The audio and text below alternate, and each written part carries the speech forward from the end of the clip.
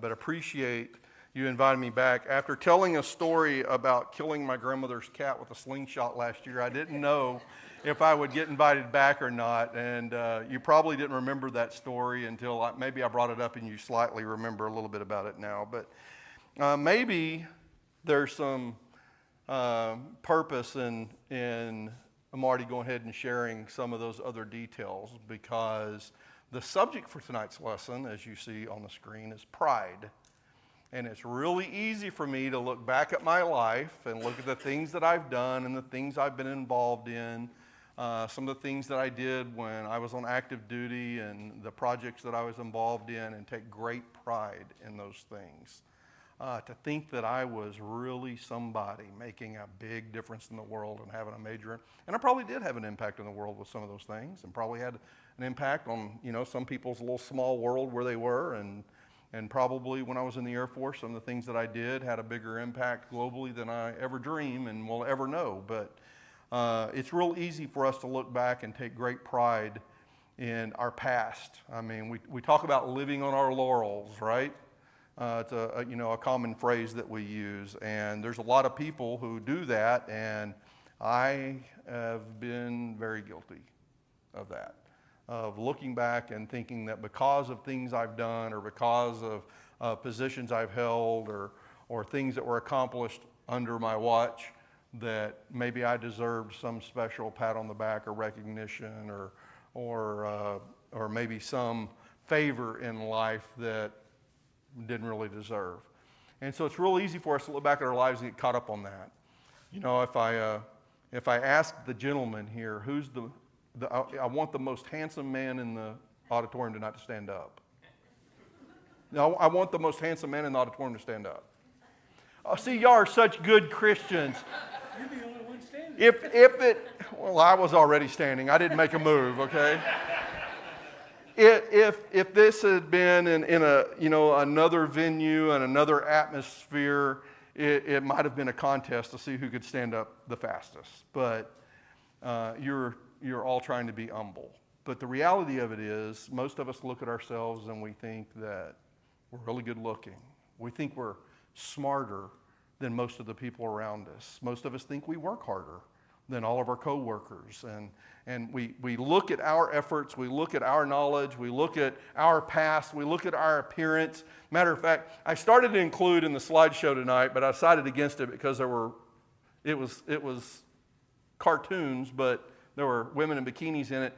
Any of you my age, maybe if you're 50, but if you're 60 or above, you probably remember the Charles Atlas ads that were in all the magazines and comic books, right? There was the skinny guy on the beach that was getting beat up by the bully, and he wanted to impress his girl, and Charles Atlas was standing there in his great physique as Mr. Atlas, and he was saying, "You can be like me," Most men, regardless of their age or shape, look in the mirror, and that's what they still see.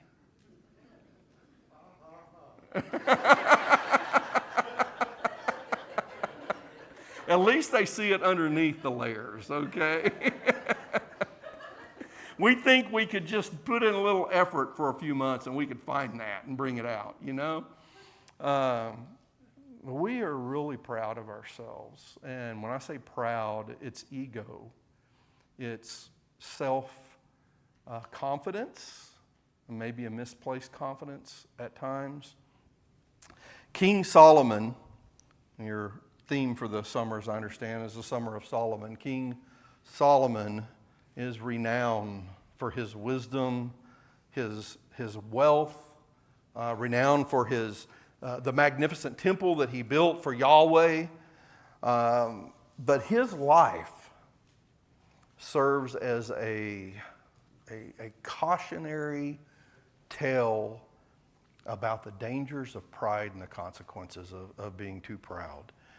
Despite his extraordinary gifts that he was granted by God, based on a very humble prayer that he delivered, actually through a vision that he had, a dream. But despite his extraordinary gifts, his later years were marked by a great spiritual decline that led to division and all sorts of disaster for the nation of Israel. he did have a rise to greatness in the beginning. His early reign was evidenced by humility and a deep desire to serve God and God's people, to take care of them. And when he became king after his father David, he recognized that this was a tremendous responsibility. In a dream, God appeared to Solomon, and he says, "Ask, and I will give it to you." Anything that you ask for. And of course, I'm fairly confident that most of you in this room, hopefully all of you in this room, know this history. Solomon, 1 Kings chapter 3, verse 9, reflects his humility, his pride. He said, "Therefore, give to your servant an understanding heart to judge your people, that I may discern between good and evil. For who is able to judge this great people of yours?" Well, God was pleased with Solomon's request, and God granted him unparalleled wisdom. I mean, we look at some of the things that Solomon was saying and doing with the people that would come to him, and it's absolutely amazing. Of course, leaders and national leaders and kings and queens and scholars from all over the world would come just to sit at his feet and watch him rule and hear of the things that he had to say. And this early phase of Solomon's life teaches us the importance of being humble and having a desire to serve other people, especially if you're entrusted with leadership. And yet sometimes that's where we struggle to find humility the most. Sometimes that's where we find the people who struggle with pride the most are those that are in positions of leadership. But Solomon's wisdom was a direct result of his recognition. This is a very important statement here. Solomon's wisdom, it was a gift from God, but it was a direct result of his recognition of his own limitations and his dependence on God for guidance. Had he not recognized that he could not do this job without God, and he had just taken off trying to do it in his own wisdom, the man's wisdom, which man thinks are pretty smart. I've already kind of, I've at least shared that about myself. And it can get us in all sorts of trouble. And if Solomon had taken down that path, the disaster that came to Israel would have come much earlier than it did. But at least through the early parts of his reign, as he was relying on God's wisdom and God's great grace, there was this great blessing that was bestowed upon the nation of Israel. But as his reign progressed, the very blessings that marked his early years became sources of great temptation for Solomon. Despite his wisdom, he gradually allowed his heart to be swayed by wealth and power and lust and desire to have influence with other nations. And the Bible records for us that he did accumulate wealth and power and influence. And with his lust, he accumulated a harem full of women, didn't he? He made alliances with foreign nations through marriage. But he did all of this taking actions or following practices that were explicitly forbidden by God. And it's interesting that the things that Solomon ultimately did as king over God's nation, king over God's chosen people, the man who was blessed with unparalleled wisdom that was greater than any man who's ever lived, the man who had all of that wisdom did the exact things that God had said that, okay, Israel, when you get a king, here's the things he should not do.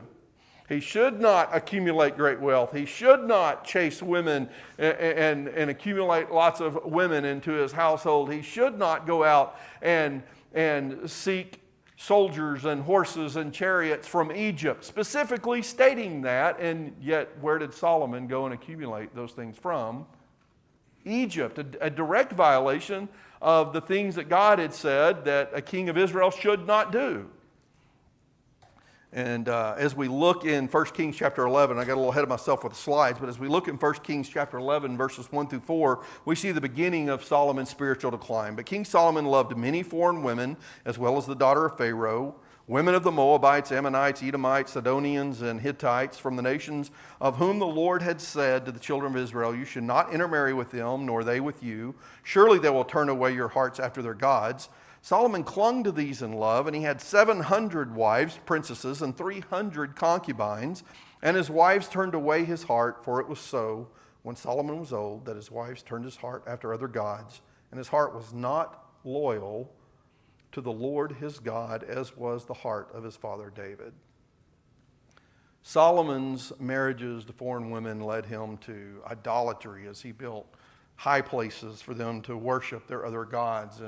And it marked this dramatic shift from the wisdom and devotion that we saw in the early part of his reign. Solomon's story illustrates how the allure of power and wealth and lust and foreign influence can lead even the wisest man who's ever lived and lead them astray if they're not vigilant in guarding their hearts.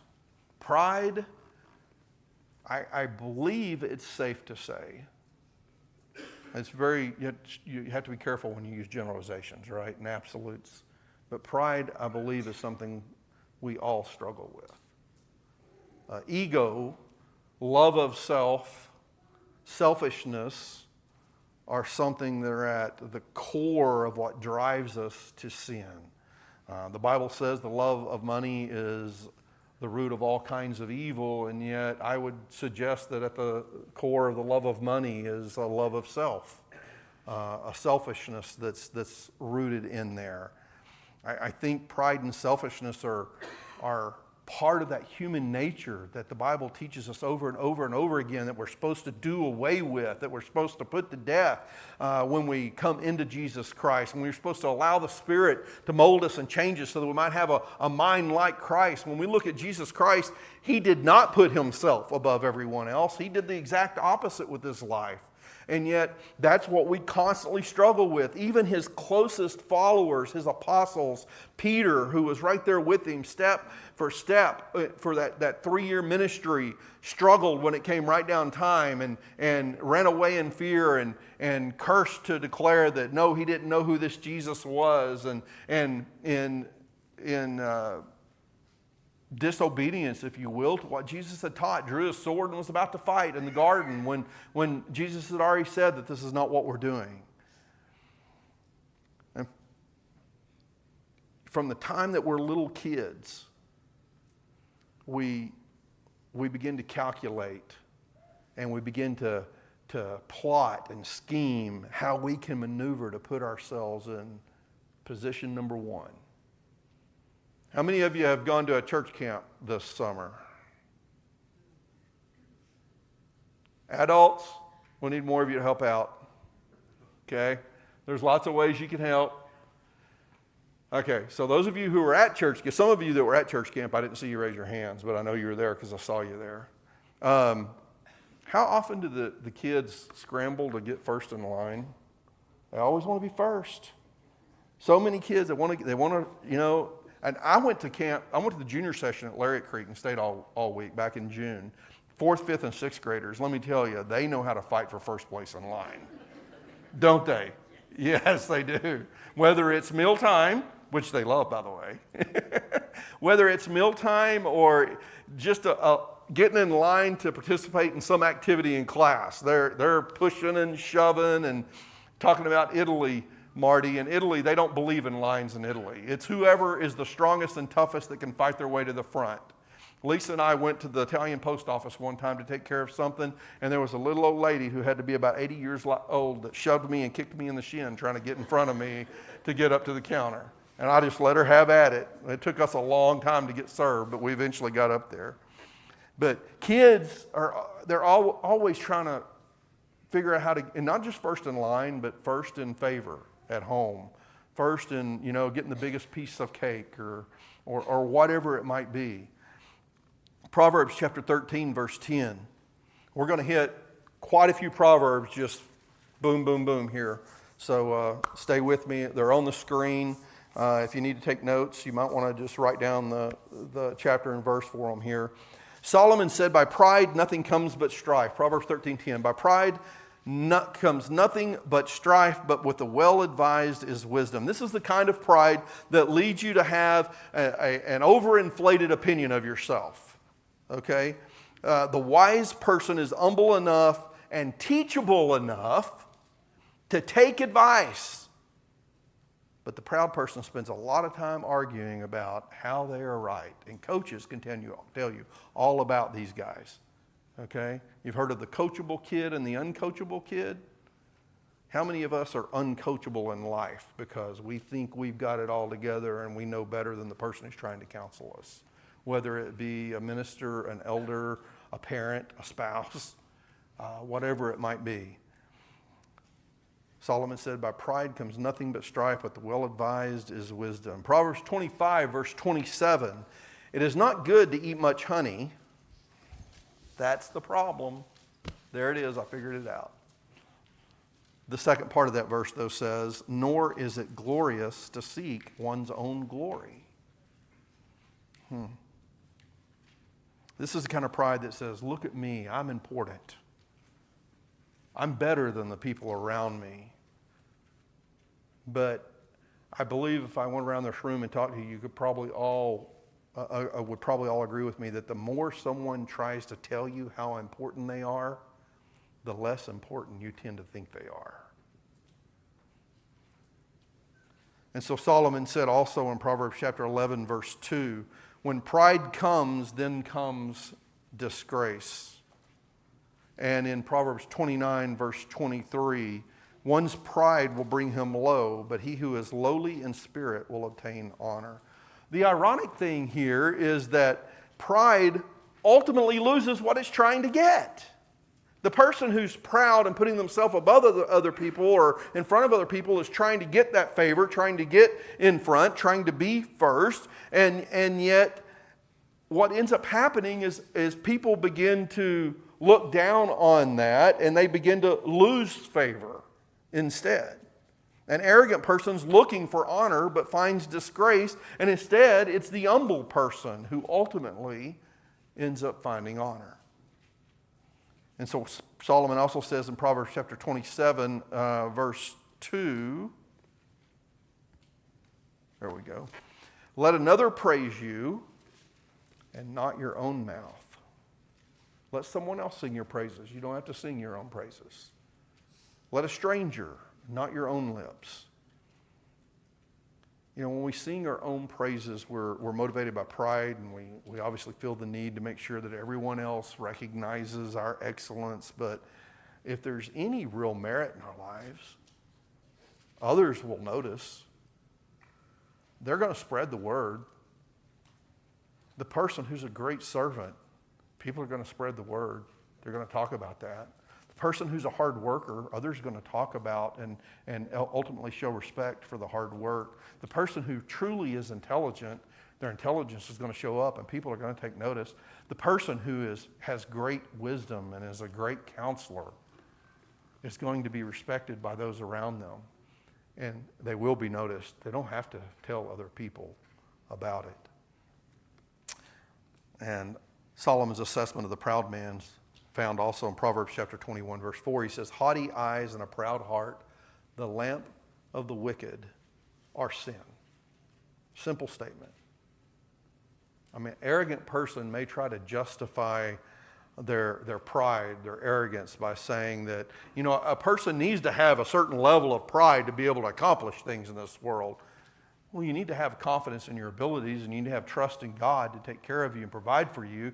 But being proud and thinking that you are better than those around you is not what a person needs. That ends up tearing down the relationships and tearing down others and results in disaster, just as it did for the nation of Israel. What the wicked might call necessary, God calls just plain sin. Here in Proverbs 21:4. Proverbs 16:5 says, everyone who is arrogant in heart is an abomination to the Lord. Be assured he will not go unpunished. That word abomination, when we read that in the scriptures, we read that as a profound, strong statement of great disdain by God. I mean, we read about God being displeased by sins here and there, and then we have those those sins that are referred to as abominations and the ones where we're told that God hates these things, which is a pretty simple list sometimes. But when it says that this is an abomination, everyone who is arrogant, that's a repeat of other passages where haughty eyes are talked about, a haughty look as something that God hates. This lets us know that pride is not just a minor offense. It's at the core, it's a driving factor behind a whole lot of other sins that happen in life. It's a serious evil, something that God absolutely detests. And then, of course, there's the most commonly quoted proverb on pride. Most of you are going to know this one. Matter of fact, we kind of misquote it a little bit, but it still gets the point across. Proverbs 16:18. Pride goes before destruction, and a haughty spirit before a what? A fall. We typically just say pride goes before a fall, right? And that doesn't carry the entire meaning of the proverb, but it gets the idea across that pride will end in destruction. And it can manifest itself in so many different ways. And I think for the most part, 7:39 already. Wow. I think for the most part that we tend to think of pride as that arrogant person who thinks they're better than everyone else, and they show it. I mean, it just busting at the seams. You just see it in them and everything that they do. You hear it in the words that they say. You see it in the way they treat other people. They're just an arrogant bully, maybe. And I think that's what we tend to think of most when we think of pride. Someone who just thinks they're better than everyone else and loves to boast and brag. But it has a more subtle way of working itself into our lives. And I want to talk about that a little bit because I think that's what most of us struggle with. Maybe not everyone here, but I think that's what most of us struggle with. And I want to look at Proverbs 29:25. And when I read this passage to you, you may wonder what that has to do with this lesson because it doesn't even include the word pride, but give me a chance here. Proverbs 29, verse 25. The fear of man lays a snare, but whoever trusts in the Lord is safe. Now, I'll leave that verse there for just a minute, okay? The fear of man lays a snare, but whoever trusts in the Lord is safe. I'll come back to it in just a little bit. It's not unusual if we have someone who, if we have a man at church at Eastside who will occasionally get up and speak, for us to be having a conversation later on, he's like, do you ever get nervous when you get up to teach or preach? And I would say that in general, the answer now is no. I might have some anxiety when I'm working on preparing for my lesson, especially if there's been a lot of disruptions to my schedule during the week and I haven't been able to allocate the time that I thought I would be able to allocate. And then I'm later in the week and I'm feeling rushed and I'm worried, or maybe my study is not going where I thought it would go and I'm questioning what I'm doing with my lesson, you know? Or maybe my lesson's going a completely different direction than I originally had planned. And I'm getting a little nervous about where I'm going with it, and I'm learning significant new things as I go along. But in general, when I get up to speak now, I don't get the shaky legs anymore, but there was a time. But there are those times when I guess maybe I'm a little bit like Moses when he was at that burning bush, and I'm like, well, who am I to be teaching here? When we first moved to Eastside in 2019, and we moved up here for Lisa's job and placed membership at Eastside, and I eventually was asked to teach a Bible class, and I stood up to teach the Bible class, and David Roper sat right there. And I've used his writings and materials so many times in my life, and then he was sitting there in my class. That was extremely intimidating. My knees may have shaken just a little bit at the beginning of that class. Then I realized he couldn't hear anything I was saying. He was down. I was okay after that. But my thought was, who am I to be teaching when we have men like him? And the same thought could apply here today. When when you have men like Marty and you got men like Mike who are sitting over here who have preached the gospel so many times and taught so many people. And we had a Baptist pastor from Houston call us at Eastside this week, Mike, wanting PDFs of some of your lessons. Now, I don't know how he got Eastside's number, but he ended up calling Eastside and we helped him out. He was using your lessons on 1 Timothy. So, is that what it is? Well, I've got all the time in the world. Send all the calls you need to me, okay? But you know, I could feel that way a little bit, but for the most part, I don't get nervous like that anymore. The more time I've spent studying the Word over the years, the more confident I am in my relationship with God and knowing who He is and how He works and what pleases Him and what displeases Him makes me a little more comfortable, and hopefully not in a dangerous way, but a little more comfortable with getting up and speaking confidently from His Word. But if I'm honest with myself, if there ever is a hint of nervousness, it's whether or not I zipped up my fly before I got up to speak. Is that right, Philip? No, it's what you think of me. That's what makes me nervous. That's what makes me stand up here and go, oh, I hope this goes okay. I've studied the Word. I've prepared the lesson. I'm a little worried it's too long. But I'm more worried about what you think about me when I walk out the door tonight. And I think that's where we get into trouble sometimes when it comes to pride. Are you going to think that I did a good job? Are you going to think I spoke well? Are you going to think I was well prepared? Or are you going to think I communicate clearly? Are you going to think I was funny? Or that I taught something that was profound, that opened your eyes to something you hadn't noticed before? Or are you just going to be bored and ignore everything I say? And if I don't tell I killed a cat story, you won't remember it. But if I think about all those concerns about whether or not you like me or what you think about me, or they're all rooted in pride. And pride is really easy to recognize when someone's arrogant and they're a bully and they're boasting and they're bragging and you say to yourself, man, they are full of themselves. It's real easy to recognize, but sometimes pride manifests itself like this.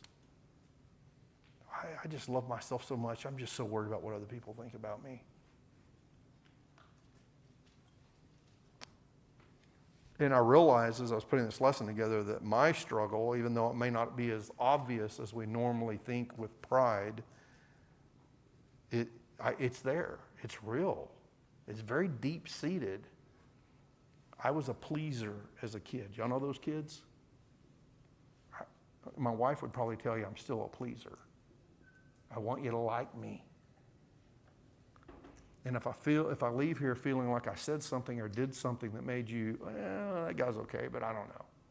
Oh boy, that just hurt myself to the core. That's a pride thing. That's a pride thing. And it took me a while to realize that my comparison of myself to other people or what some imaginary standard is all because of that. I want to be well thought of. 1 Corinthians chapter 4, we're going to jump over to the New Testament for a minute, and we'll come back to this passage in Proverbs. 1 Corinthians chapter 4, Paul said, but with me it's a very small thing that I should be judged by you or by any human court. And he says, some of you don't think very highly of me, but it's not a big deal to me that what you think about me. You're not the judge of me. Have you ever heard that statement before? You're not the judge of me? It's a really common thing to be said in our world today, right? You're not the judge of me. And people love to quote Matthew chapter 7, verse 1, where Jesus said, judge not lest you be judged, right? So in our society, we have people who may not know the Bible well at all or may not even realize they're really quoting the Word of God who use those two statements all the time. You're not the judge of me, and judge not lest you be judged. And our society tends to see those of us who are Christians as being judgmental because we have a standard of right and wrong and we declare it. God says this is right and God says this is wrong. I'm not judging your heart or your intent, but I can look at some of your actions and just know whether they're right or wrong. Some things are clear, right? And so our culture loves to quote Matthew 7:1 and Paul's statement there in 1 Corinthians chapter 4, and they love to quote those back to us. Judge not lest you be judged. You're not the judge of me. But what's ironic is that those are deeply rooted in pride. Deep-seated pride. Because the rest of the thought goes something like, I don't care what other people think about me. Ever heard anybody say that? I don't care what other people think about me. I'm so confident in who I am. I can do whatever I want and be who I am. I'm so in love with who I am that it doesn't matter what other people think. But that's not what Paul is saying. He says in verse 4, but with me it's a very small thing that I should be judged by you or by any human, or that's verse 3, by any human court. And he goes on to say in verse 4, it is the Lord who judges me. What God thinks of me, Paul says, is infinitely more important than what any other person thinks of me. Our society would say, well, don't judge me because I have a sense of pride in who I am. But Paul said, it's not about who I think I am, it's what God thinks of me. And he's not saying that in the way that we might say it. There are times when we might have the idea that what God, I'll say this the right way.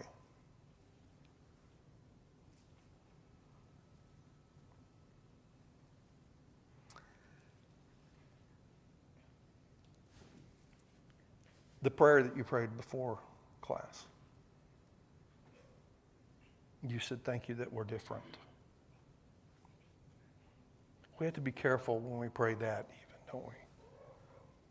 And Jesus told about two men that stood up and prayed, and one just lowered his head and said, God, forgive me, a sinner. And another one beat his chest and said, thank you that I'm not like this sinner.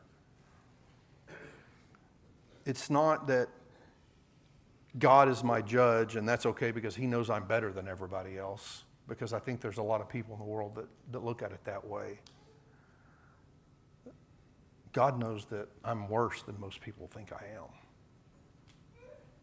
I don't show what's on the inside. I don't show the dark side, so to speak, of Tracy Mussett. There are things that I do that look very kind and very good and loving. For example, Lisa. Most of the time, I try to be a good husband. I try hard to be a good husband. That an admirable thing? That an admirable thing? But you don't really know why I'm trying to be a good husband. Am I trying to be a good husband because I just love Lisa and I want the best world for her? Or am I trying to be a good husband because I don't want to hear her complain? She doesn't ever. Am I trying to be a good husband because I'm selfless and sacrificial? Or am I trying to be a good husband because I like for her to tell me how wonderful I am? Because there's something I want her to do for me that I'm trying to be a good husband because I want her to reciprocate, because it's what I want. You see, it's possible for a person, it's possible for me to have such a love of myself that it looks like righteousness on the outside. It looks really, really good. It looks fantastic to some, but on the inside, it's really selfishness. God knows my heart, and that scares me to death sometimes.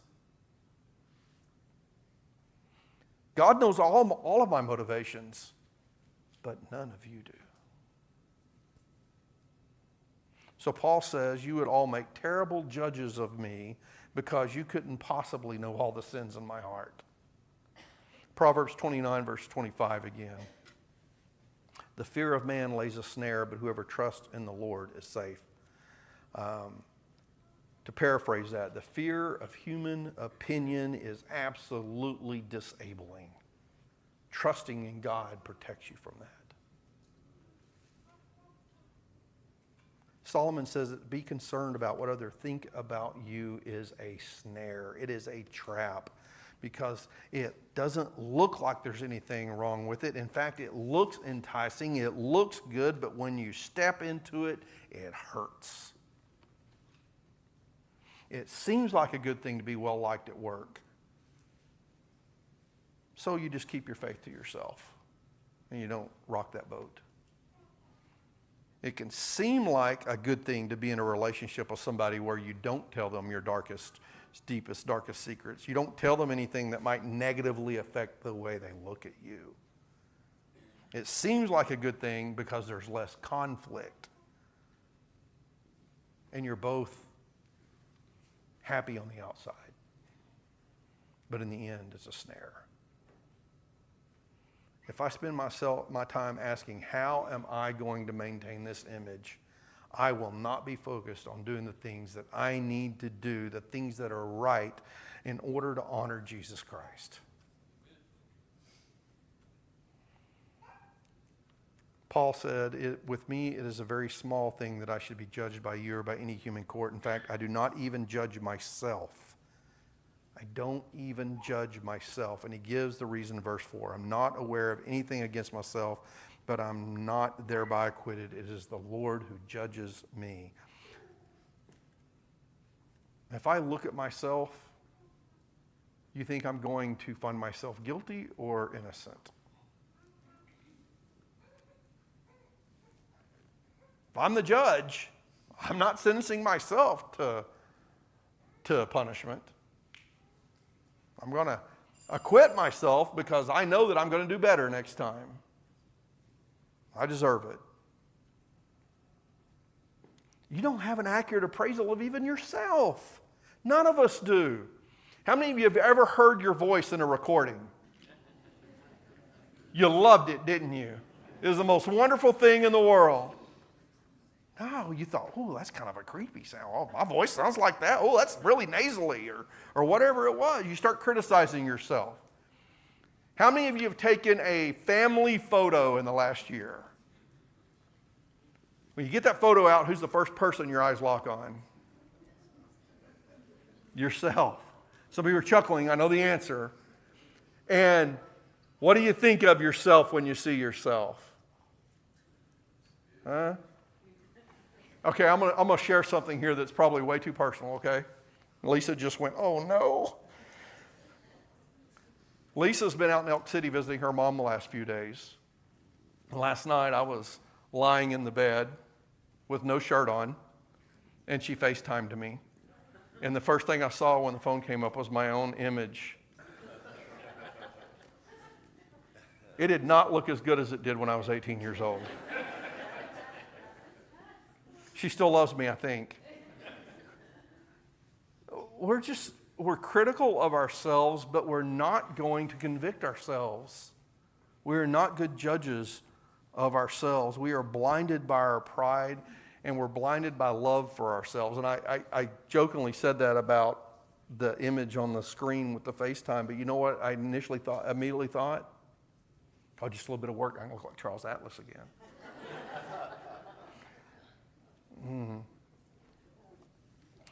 If we take a real listen to our voice in a recording and go, ooh, that's what I sound like, what happens when we take a real good hard look at our soul?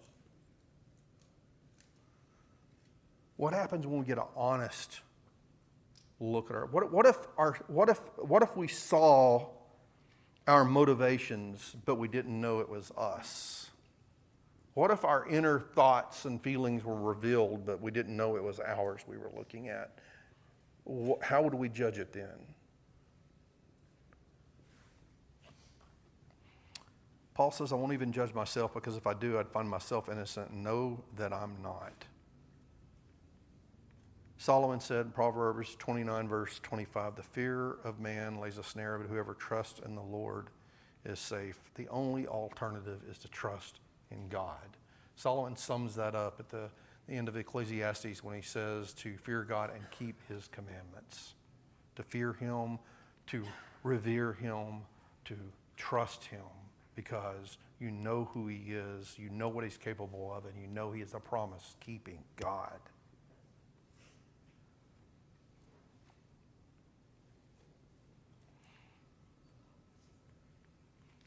I guess I better wrap up here. The story of Solomon is a very powerful example of the potential for greatness and the dangers of pride.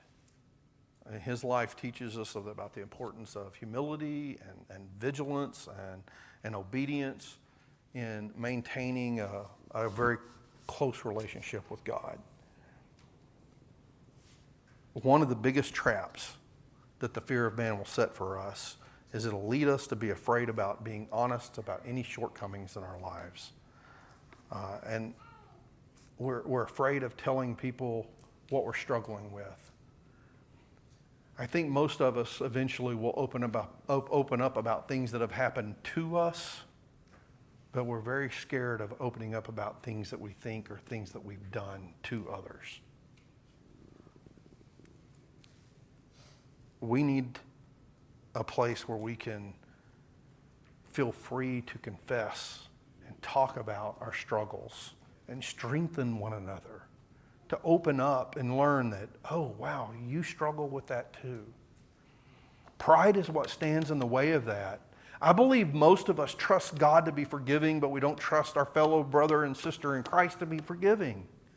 And we're too proud to be the first one to stand up and say, this is my struggle. Pride stands in the way of us really helping one another and building one another up. We need a place where we can say, I've messed up and I need some help. The church is supposed to be that. I can't speak for what the Choctaw Church of Christ is, but I know most churches really struggle to be that, because as human beings, we struggle with pride. We'll close out with a prayer. Father God, we come to you, Lord, and we ask that you would help us to get over ourselves, and that you would forgive us with the ways that we've been obsessed with our own lives and obsessed with our own wants and needs, and the way that we want to talk about ourselves and build ourselves up. And Father, forgive us when we even go to the point of tearing others down to elevate ourselves. Father, forgive us for the times that we complain about other people, when we compare ourselves to other people instead of using your Son, Jesus Christ, as our standard. Set us free from those traps, Father, and help us to trust in you. Give us the strength to trust and to confess our shortcomings to you. And I pray, God, that you would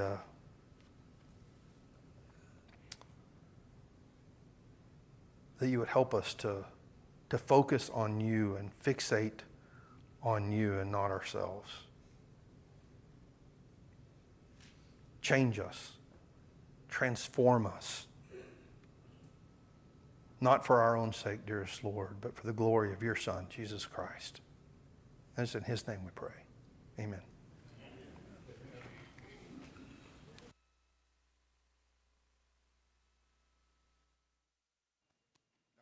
Tracy, thanks for coming. Man, I really appreciate your words. You know,